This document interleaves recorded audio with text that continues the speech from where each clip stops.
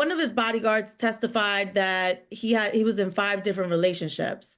So there were 5 different women, and he almost had like a hierarchy to them, right?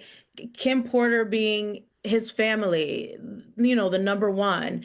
And then he said Cassie was moldable.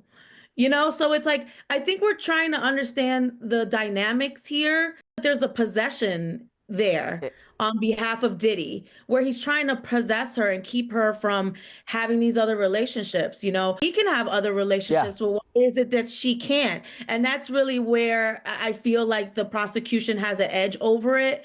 yeah. If this was a consensual relationship, she would be able to go off and date Michael B. Jordan and Kid Cudi, and the unnamed football player that we learned about. And she could have continued her relationship with Ryan Leslie, the producer. But the fact that there was a control element there where he's like, no, you can't do that.